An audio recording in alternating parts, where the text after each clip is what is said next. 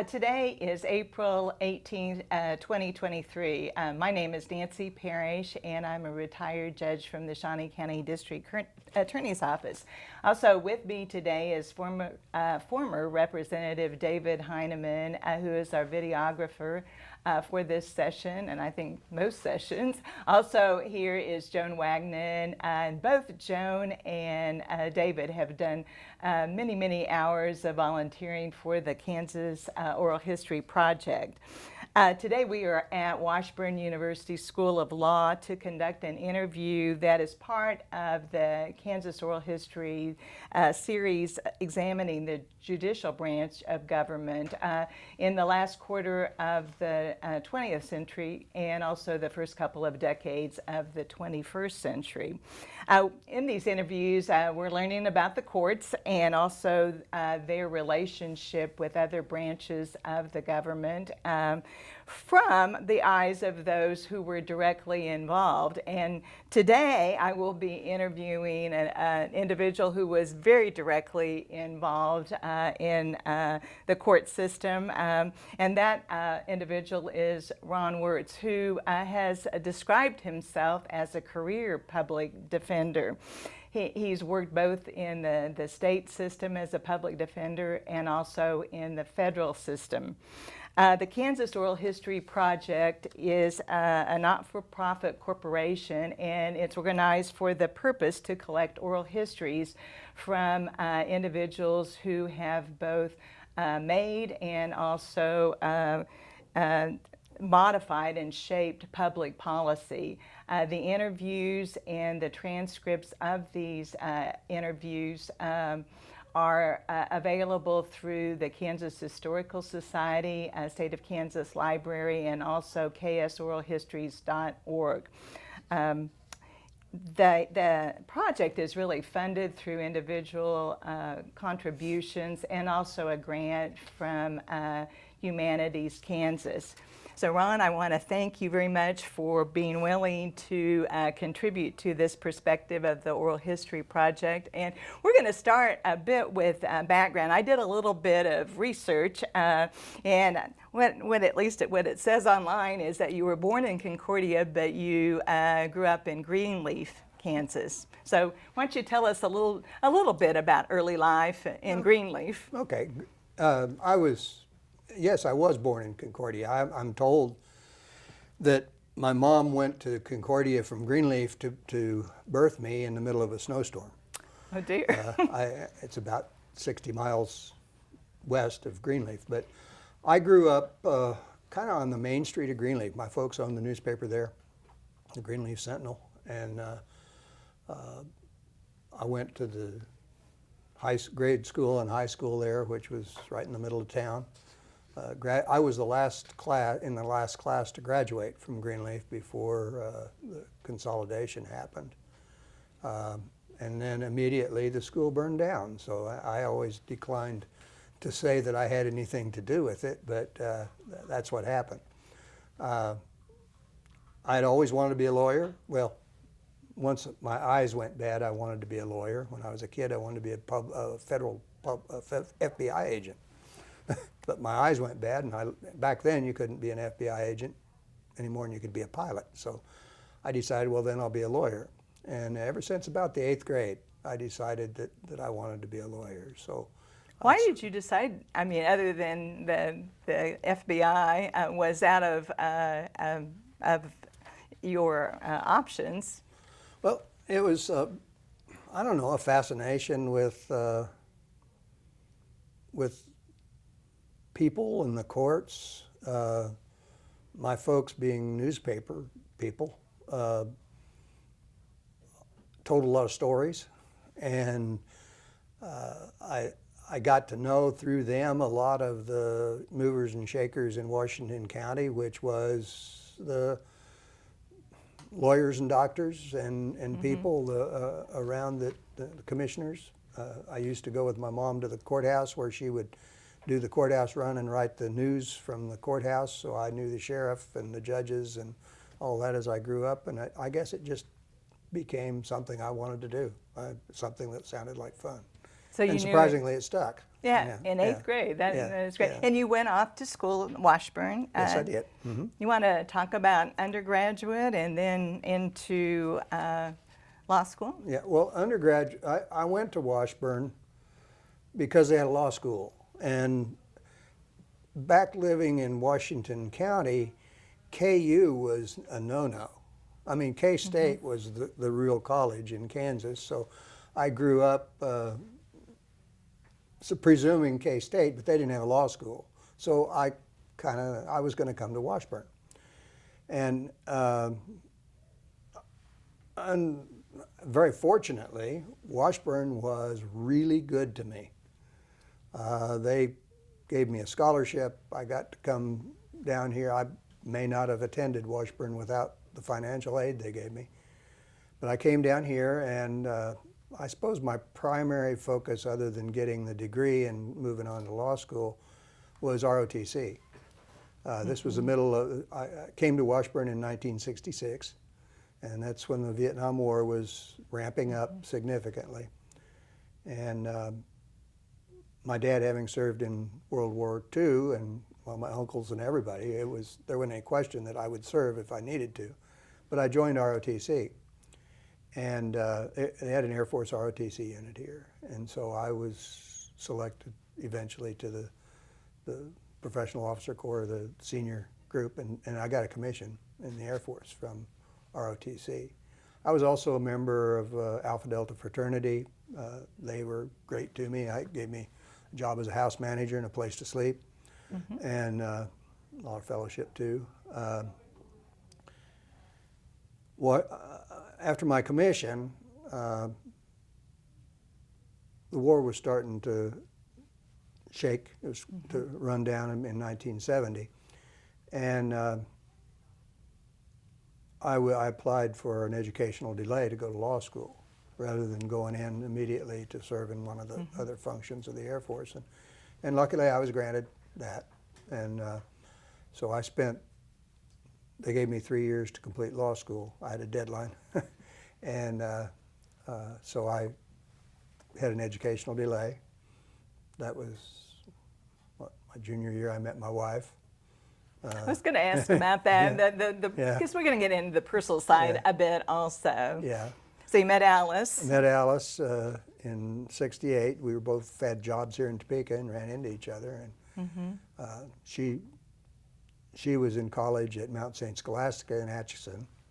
So that wasn't too far with 17 and 19 cent gas that I could afford to travel to Atchison to court. I can remember 19-cent gas. Not too many people probably can anymore. But we were married my second year law school, between the first and second year law school. And then after law school, then you... I had a 4-year obligation with the Air Force. And so I think I got notice of passing the bar in October. I sent that to Headquarters Air Force, and I was on active duty shortly after 1st of November at Scott Air Force Base in Illinois, where I spent 4 years in the JAG? as a JAG. Yeah. Part of it, I started out in the regular office. My senior year of law school, I was an intern with the Shawnee County Public Defender, or not public defender, prosecutor's office. Gene Olander, turns out over my life, he's probably one of the mentors that I would mention who kind of made me what I am, even though later on he was an opponent. When I took over the public defender's office, he was always a model prosecutor to me. Yeah, and so I was an intern with him my senior year. So when I went on active duty, I had many times more experience than most of the brand new JAGs. And I quite quickly they moved me into the military justice part, criminal law part of the JAGs. And that's, by my second year in the Air Force, I was the chief prosecutor at the base. You said you always wanted to be a lawyer. What kind of lawyer, back in 8th grade, and as time went on and you went to law school and then part of the JAG, were you always interested in the criminal justice part of the law, or were you just thinking about being a lawyer? Well, I always thought trial. Okay. Now, that didn't limit necessarily to criminal or civil, but I always thought I wanted to be a trial lawyer. And then just the way things happened, I became a criminal lawyer. I did not decide I'm going to become a criminal lawyer. I went to the District Attorney's office, and it was fun. I don't know, Tom Haney, Randy Baird, and I were interns in that office together, and we just had a ball together and learned so much. And this was during law school? During law school, During my law senior year school. of law school. Okay. I interned the summer between 2nd and 3rd year, and then Olander hired us to help during that last year, so I didn't study much that year. I preferred to be down at the courthouse, doing the real thing. Okay. And then, Go ahead. and then when I went to the Air Force, I went to the criminal side, so I tried a couple of court martials as a prosecutor, and then an opening came up in the Area Defense Council, which is the Air Force Public Defender. It had just kind of started up as a program, and I decided I'd give that a try. That sounded like something I wanted to try, and I got the position, and that's where I got my taste for defense work. As a JAG, yeah. As a JAG, yeah, and it was a great time, great time.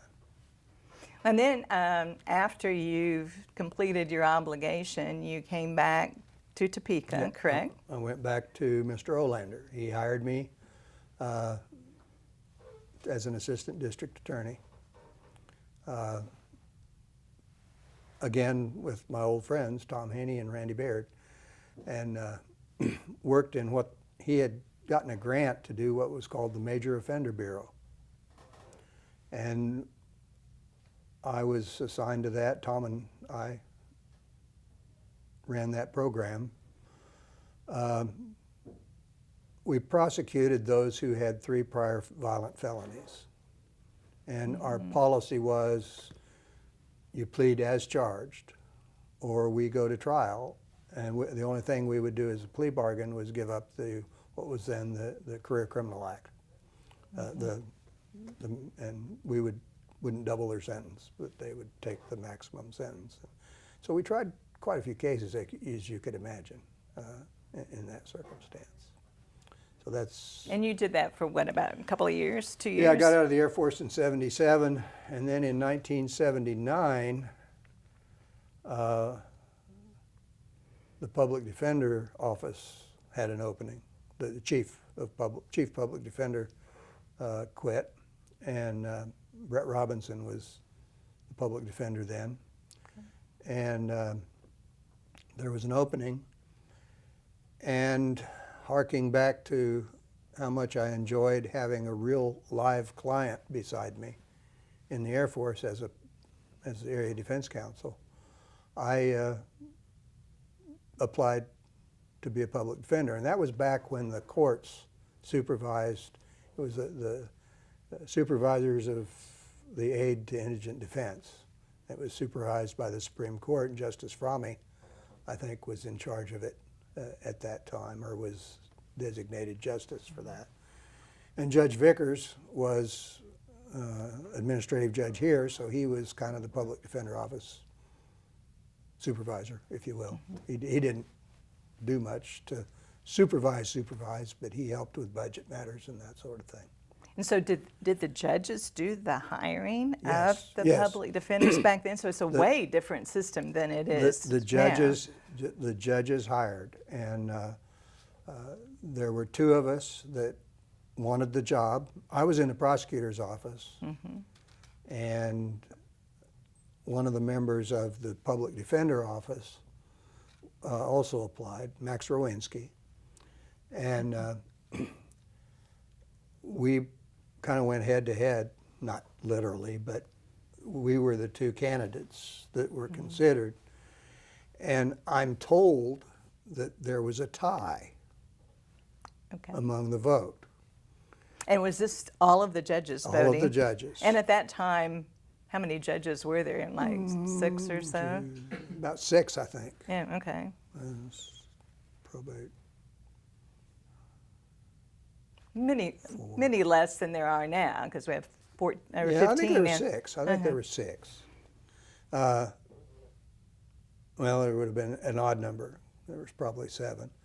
Because when Judge Hope came back from vacation, he cast his vote, and he voted legendarily or historically, or somebody said he voted for me, and I became public defender, and then I joined the public defender's office, and Max Rowinski and I then became best of best friends.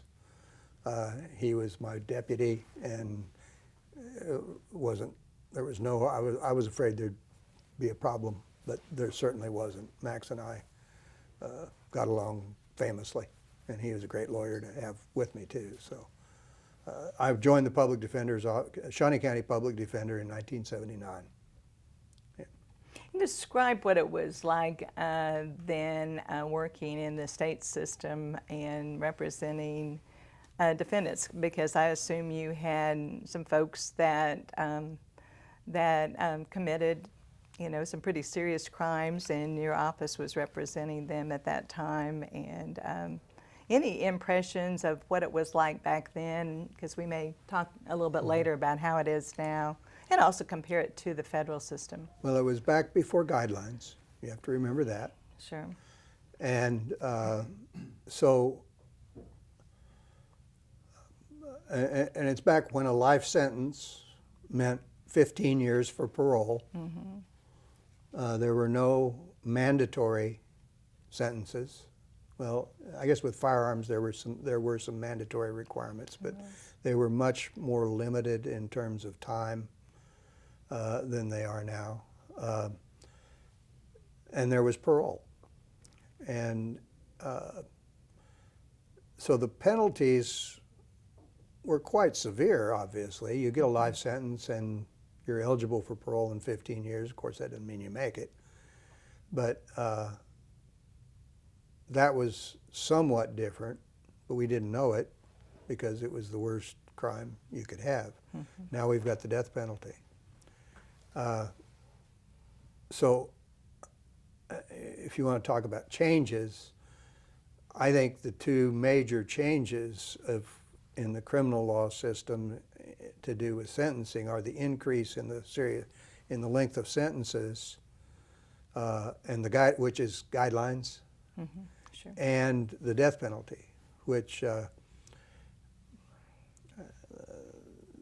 that's a difference, big difference in what's happening in our criminal justice system today. And back in those days, wasn't there something, I can't even remember what it was called, but I think you had the Kansas Reception and Diagnostic Center, and folks would get a sentence, but then they would go there to be evaluated, and sometimes it's probably not for the serious crimes, but for... They did, for the serious crimes. They went they went for everything. They would go, it was a 120-day evaluation, and we called it a callback. Right. And they would go in and have have an evaluation. We'd get the evaluation, and they could, within that time frame, you could file a motion to either modify you could file a motion to modify the sentence, essentially. Did that happen much? It happened. It really happened. People would get either their sentence reduction or even back out to probation on the less serious crimes. Now, the more serious crimes, the best you could hope for maybe was a reduction in the sentence, possibly, but it was also indeterminate sentencing. You would have 15 to life. Well, you're eligible for parole in half of that 15, and there was mandatory release, conditional release at half of the maximum, or 15 years of its life is the way I remember it. So the structure of the sentence was significantly different. With the guidelines, there isn't that much flex, I'm told by some criminologists that the old way gave people a little more incentive to behave in prison because they got parole if they behaved, and now there's not so much. You get credit for a good time, but it's significantly less than, say, 50% off your minimum sentence. So that has changed a great deal. And certainly, I think some of the reasons that I recall were given to change to sentencing guidelines was that there would be more consistency of sentencing from one judge to another, and maybe some truth in sentencing, because it's kind of hard for the public to understand what a 15 to the life or whatever would be. What's your thought about that? Whether it accomplished at least those goals that the legislature, I believe, at that time believed were important? At the time, I was a big supporter of guidelines. I went over to the legislature and I testified and I talked to legislators, and I was a big supporter of guidelines. And the reason was the disparity. I could get a sentence from one judge and walk down the hall and get on the same crime and virtually the same background and get a different sentence. And that struck me. It didn't happen a lot, but it did happen. Sure. And it struck me as extremely unfair. And it happened enough that I thought guidelines would do just exactly what you said it did. And the guidelines have done that.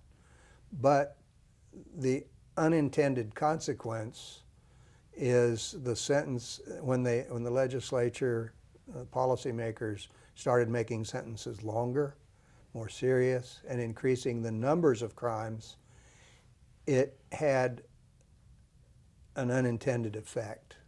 And so I have come around to saying we need more discretion on the part of judges to tailor sentences to individuals.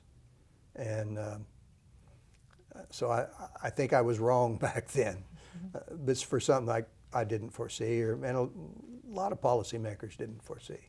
I think one other difference back then, and was before the time that I was on the court, but it seemed like there was the pre-sentence investigation report that was done by court services really gave a lot more information about the defendant, their family, their job history. Now, basically, there are two pretty important parts of their criminal history and the severity of the crime, and then you figure out where they are on the grid. Yeah, it's mathematics and geometry. I mean, in a lot of ways, yeah. I mean, it's technical too. But back then, I could show the good in a person, and it make a difference. It's almost not completely. There's still departures, as you know, and it can happen. Yeah. But back then, you could show the good in a person, it would make a difference in their sentence. It's much harder to do now, and I don't like that. I've come not to like it. Sure. And at one point, after quite a few years with the State Public Defender's Office, you moved to the state death penalty unit. Yes. I want to talk about that and your experiences there, and I don't know how many trials you had, and two. All around. I mean, you represented this was not just within this local district here in Shawnee County, but represented defendants around the state. Across the state, right? Well, Kansas passed the death penalty in 1994. I was starting to get gray hair and had been around long enough, so they asked me to start the death penalty defense unit. When they passed the death penalty, a couple of votes were bought. Maybe I shouldn't say that, but they were by people saying only if it's funded right. And they did. They funded it very well to start with. I had a good budget to try a case the way it ought to be tried. And that's unfortunately eroded significantly since then, but that's another subject. The death penalty, I was with the death penalty unit from '94 until I think '97. It's approximate time frame, about 3 to 4 years. Maybe it was '98 when I left. I had 97 in my Yeah, notes. I think it's '97 is when I moved to the federal defender. I've got to say it was the most difficult time of my career. It was hard. I didn't like it. It was scary, and it was so full of pressure. And it was mean. I have to say that I met more mean prosecutors trying to kill my client than I met in the whole rest of my career. Now that's not to say all of them there were some very good, fair, good prosecutors that I came across in the death penalty. But I came across more people that I thought were cheating and played dirty in death penalty prosecution than I saw in the whole time I was in the rest of the criminal justice system. I don't know why. I can speculate, but I don't know why. And I found myself to defend a person's life having more temptation to become mean also, mean back. If they are going to cheat to kill my client, then I'm going to meet fire with fire. And I don't like that. I can't be that. I think that's bad for the criminal justice system. It's bad for our government. And I think it does that. The death penalty does that to people in the system. It eats them up, chews them up, and spits them out. Not just the victims, the defendants, and their families, but the people that have to administer it. And so that's why that's one of the things I carry into my retirement here is I'm still going over at the legislature. I'm still talking to people about the death penalty. I believe deeply that it's bad morally and even worse public policy. But that's maybe another subject.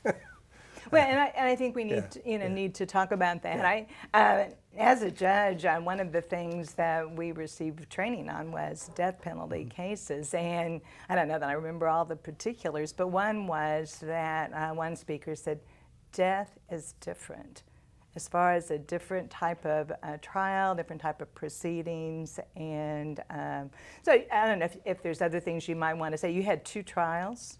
I tried 2 cases. Both of them were reversed on appeal, and both when they went back to Wichita, they pled to life sentences. I started another one in the federal system. It mistried and then went back. This was during a time when the Marsh case was pending in the U.S. Supreme Court before they affirmed the conviction. They filed it in federal court. And I was a federal defender at the time, and so I took that on as a defense. And it was mistried. And so they sent it back to the state. It was tried in the state. And it's the Cheever case. Scott Cheever killed the sheriff down in central Kansas. Is that the El Dorado? Well, it's in Madison County, I think it was. But, yeah. Okay, in that area, Butler County. Yeah. So, in dealing with the legislature, we'll just take a little diversion from your career as a defense attorney, but just talking about, I think this would be in more recent years that you have have advocated for the repeal of the death penalty? Or Well, how many years have you gone, let me just ask that, how many years have you gone over to the legislature on death penalty On the issues? death penalty? Yeah. From the very start. Okay. I Did not mean, know that. I would go to the lobby against the death penalty or testify against the death penalty from the time I became a public defender. And it was, if there was a bill in, I frequently would go over and testify on my own. I don't, I don't know if they made me, I don't remember if they made me take leave when I did that or not, but at any rate, I did. So in the times when it was defeated, I was there.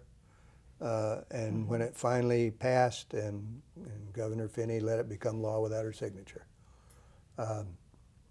I was over there talking to people. I remember, I can talk about several conversations with politicians and leaders in the legislature that I had. It can be an emotional issue, definitely. It was, and I still, I mean, I can argue it, of course, on every level, from the emotional to the religious to the public policy, and I still go over there. I did this session. We've got a bill pending. Still, it didn't go anywhere, but we keep trying. Now, I've testified in the legislature on a lot of bills, not death penalty only. When I was a public defender, as I gained experience, I would be asked on numerous occasions to go over on various policy issues. So I got to know the judiciary chairs and the folk that handled legislative policy too. And I was over there a lot when the guidelines went through. I was pitching for them. And which is so helpful to have someone that is in the trenches and knows what's going on. Let's maybe move to you're moving to the Federal Public Defender's Office, and just in any impressions you have or any comparisons you can make between the federal system and the state system. Federal system has public defenders funded in a way that every public defender office should be funded. You can try a case the way it's supposed to be tried. You have the investigators, you have the paralegals, you have the money for experts. You can do it the right way. You can try the case the way it should be tried. On the other hand, the penalties are so huge that it discourages trials. And you know, in the state, you can throw elbows and knees and kick and go to trial and have some success.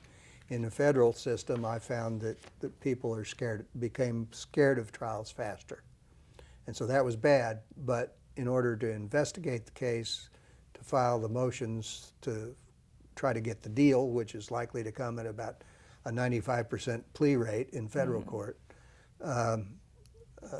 it was a different place to try, but it was a good place to try too, because, well, I hated the federal guidelines worse than I hated the Kansas guidelines, but you learn to negotiate and handle, and it's where I learned even more that when you have guidelines and mandatory sentencing, the discretion leaves the judge, which we think should be exercising that discretion, and goes down to the prosecutor, and even sometimes as to what cases are sent to the prosecutor, it becomes the investigative agency, the police, who decide who gets charged.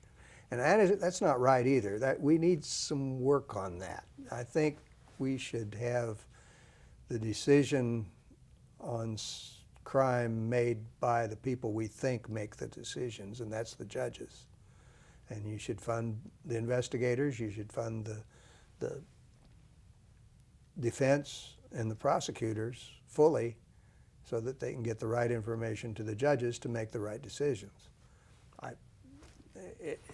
It's a little broken right now.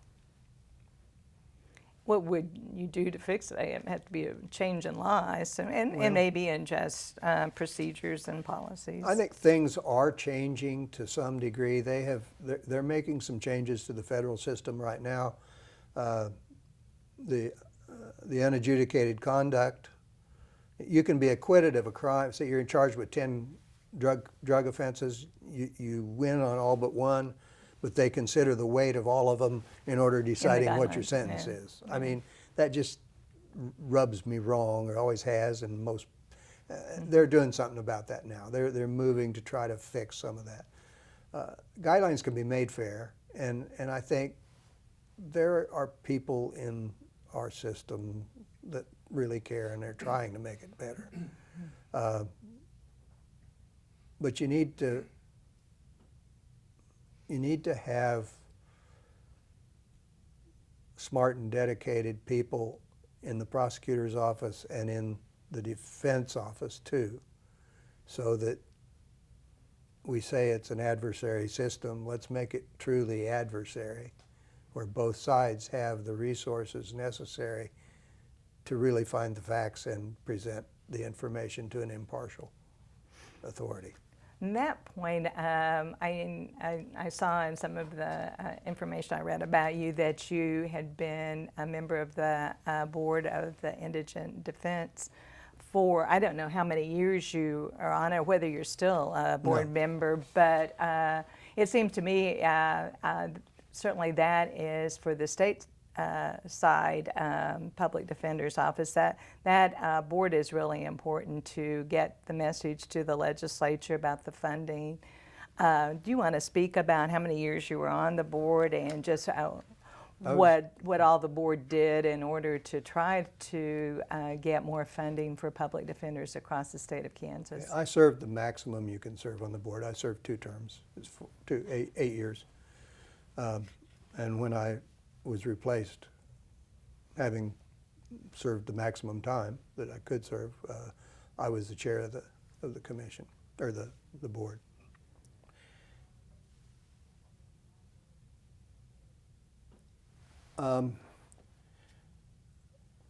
When I started,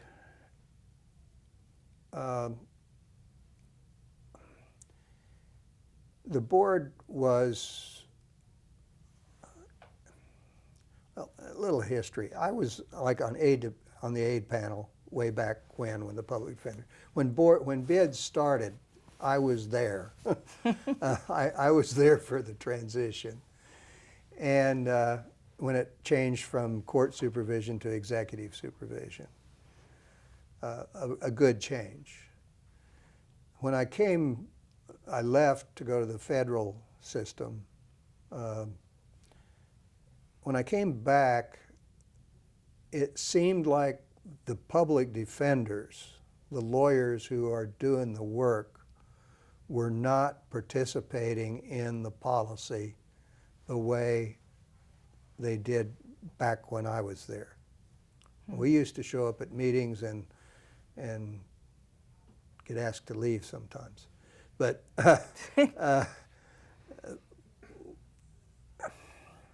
this was a change that I wanted to see happen, was public defenders, the board listening to the problems in Shawnee County, Sedgwick County, Junction City, where they're trying cases. And I didn't think the information was clear enough and being passed on to the real policymakers over at the legislature. And I wanted to try to change that, and I hope gladly by the time I left, it was changing. And from what I see now, it is really working well. The new executive director there, she's a ball of fire. I'm very proud of her, and I'm proud that I was there when she was hired. But that's the difference. When I got there, it had become kind of bureaucratic, and there didn't seem to be people with passion in the policy positions. And I think that's changed now, where people really care about it, and it's showing up in the legislative decisions, in both funding and staffing, yeah, which is needed. Okay. You know, I'd be remiss if I didn't ask you about memorable cases that you tried. If you have any that you'd like to share, it's always kind of interesting, because I think there are, you know, certain cases that just take your time, your heart, and you really live with those cases for a long time. Well, one was a court-martial. Okay. I represented essentially a war hero who got charged with bigamy. He got crosswise with some people in power, and they found something to charge him with. And we had a court-martial, and Chief Master Sergeant Fowler, who was an air commando, he dropped in north of Hanoi and planted the guidance devices back in the Vietnam War. He's an amazing man. And I got to know him and represent him in a court-martial, and that was a very memorable case. I thought he was going to kill the prosecutor with his commando skills, and we had to have a talk about that. I'm teasing a little, okay. The first murder case I tried as a defense lawyer, State versus Adrian, Washington. It was an expert witness case. Mm-hmm. It's where I learned that so-called expert testimony isn't so darn expert. And there have been studies since then that have heavily supported that some of what we call expert, or what is presented as expert, really is not supported in the science the way it's been presented. In Washington, they had a blood test system. They called it the multi-system. They tested the enzymes. It was back before DNA. Mm-hmm. And we had the inventor of the system on our side telling the court it was a bum system. And they had, yeah. Well. and they had their own the government experts saying that it was perfectly good. It didn't last long. Nobody ever said it was bad, but they quit using it very shortly after. Well, DNA started coming on, which is a reliable system if it's used right. So that's one of the memorable cases. So was that helpful? Your expert help to the jury in your case? We lost, and it was a key part of if they hadn't had the blood, they probably couldn't have won the case. Mm-hmm. But it just was, I mean, the court reviewed it, the Supreme Court reviewed it, the whole thing, and there was other evidence than that. And so I'm not going to throw stones at the final decision necessarily, but it taught the lesson that experts need to be challenged, or at least investigated and checked out and decided whether to challenge. You just don't accept them. And I've run into that many times during my career since then, where it taught me, and hopefully it teaches other defense lawyers to do that too. Joe Jones' case, it was publicized, is another one. I represented a man in Topeka on a rape case. I never believed he was guilty. He couldn't have been guilty. It was an eyewitness case. And I lost it. He went to prison, did 7 years. And then DNA came. And he was exonerated. He did not do the rape, and we got him out. That's another memorable case. It hurt me a lot to have a client that was actually innocent and spent that time in prison. In talking to public defenders, and you've been there and you've been in the trenches, I've had a public defender tell me that you really, and they had a name for it, and I can't remember what the name was, but you celebrate those small victories sometimes because there's not a lot of the large victory where the Perry Mason ones where someone comes forward and they're found not guilty in the end or the case is dismissed. Do you want to talk about that at all?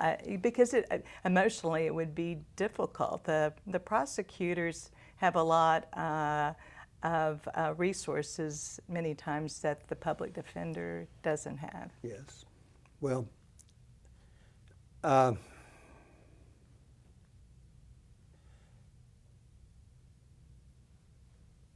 it is hard with that. I mean, it has to be where you believe your client is innocent and you lose. And it's happened. It happens if you're doing criminal defense. But I have said, and I tell people when I'm interviewing them to hire them into my office or something, not everybody can be a defense lawyer. And there is that aspect of the case, of the business, that you have to consider. And I have hired people who decided very quickly after they worked for a while in the business, this is not for them, and they did quit. It's easier for me to represent a person that I know is guilty of sin. It is honestly easier because I can give them a full defense, make the government prove its case, file the motions to challenge the evidence, and go home and sleep at night without any problem. Where I have someone who is innocent, I hope every defense lawyer takes on that extra responsibility of doing a little extra. Not necessarily, you should do everything in every case, don't get me wrong, but because if you lose and your person is innocent, they suffer, but you suffer too, and so does your family.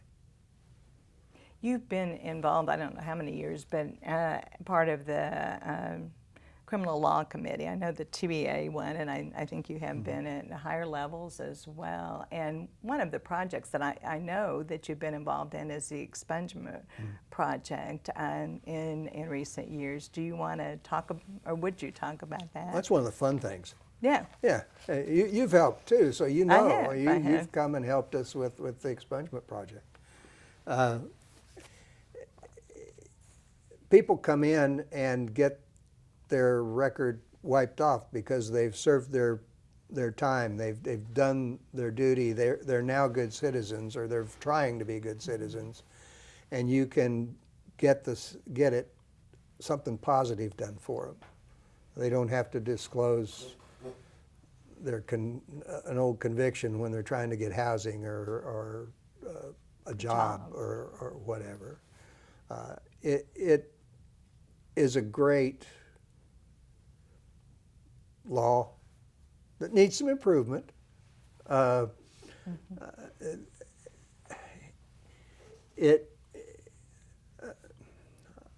think it could reach a little further.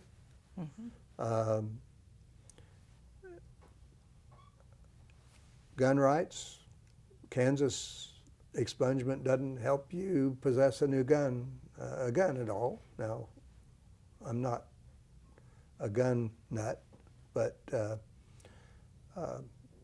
that is a civil right. Law says so. Kansas expungement doesn't help you do that. If the federal law still prohibits it. It can be fixed, but that's something I've run into recently, so that's why I raised it. And another thing I think are that and this could be forgiven, but the court costs and fines and fees are difficult and keep some folks from, for sure getting their driver's license or getting their case expunged. Well, 2 years ago, the legislature passed a law that allows abatement of fines and costs in order to allow them to do it. The interesting thing is that the city of Topeka has decided that it's not retroactive, so they won't do it to any of the old cases.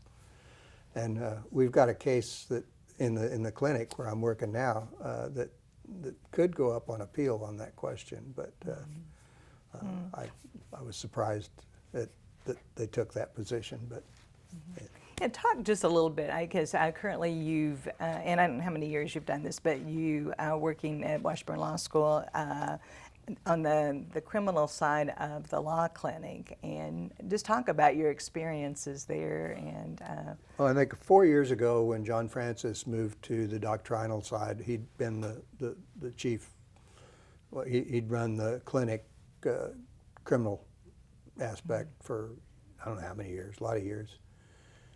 They thought they were going to hire somebody quickly, and so they asked me to come be a bridge. And so I did it for a year.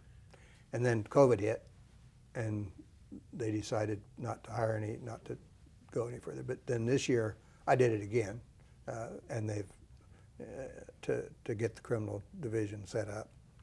A lot of people come to Washburn, or not a lot of people, some people come to Washburn understanding that they can get this. And Dean Jackson, I think, decided that it should be here because people, it's a draw. People want to come and get that kind of experience. And I've done it those 2 years, and frankly, it's a hoot. I love working with the students.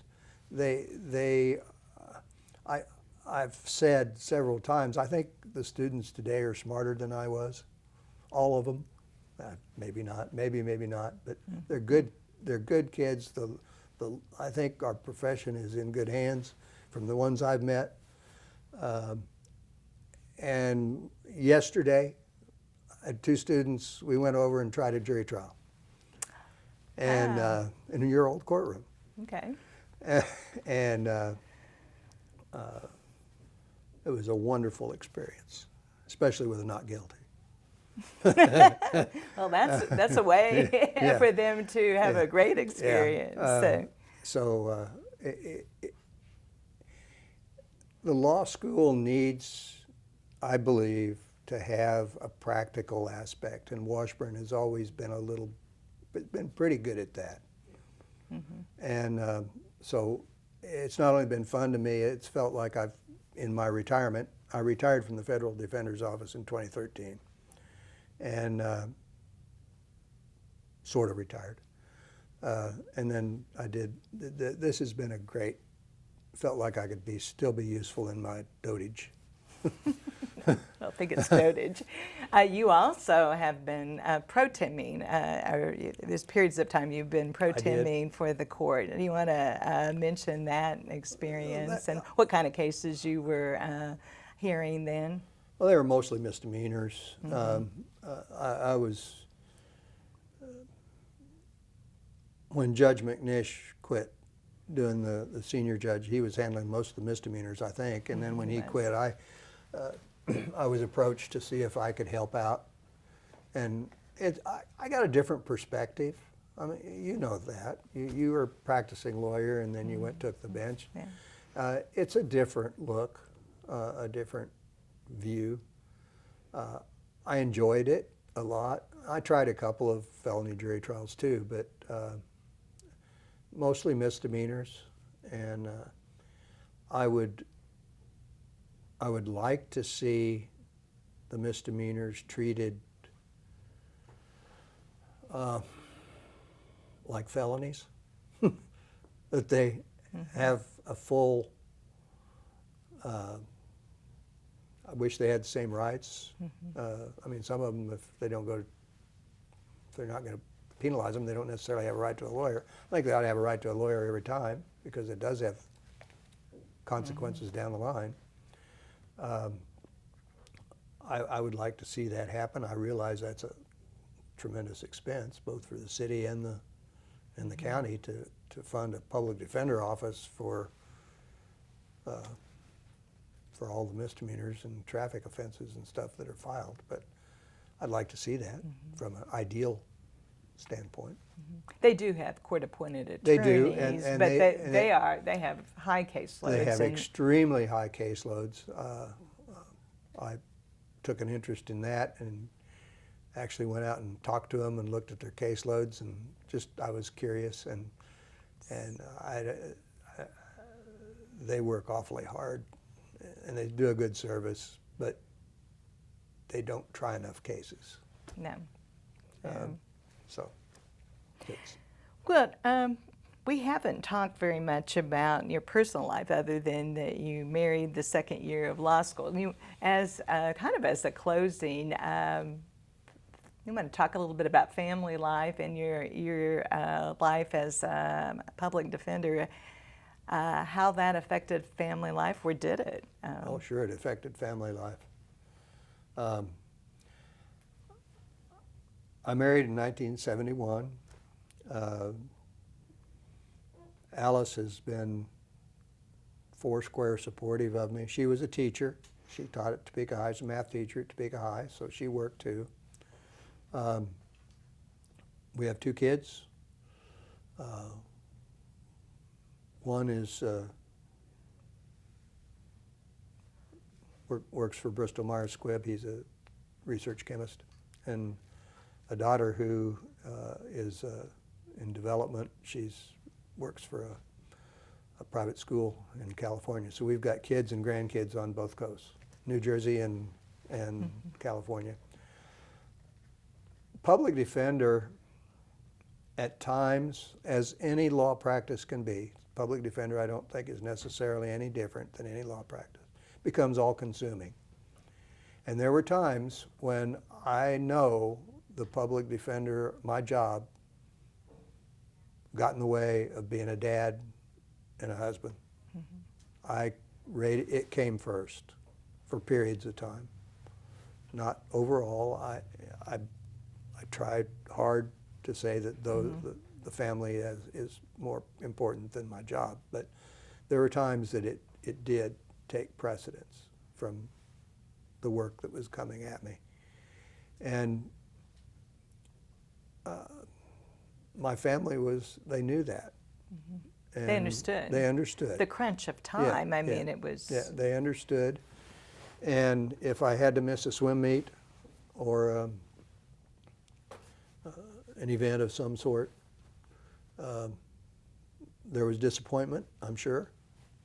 But in the years that passed, as they grew up and had their own kids, we've talked about it, and they get it. And I'm proud of that, and that's because of probably the way Alice treated everything. She was supportive. She's the one that gets the credit for me being able to focus, super focus sometimes. I've asked you a lot of questions, but I'm sure I've missed something that you would like to talk about. Anything that we should talk about that I've missed asking you questions about? I think you've done a fine job. Well, thank you.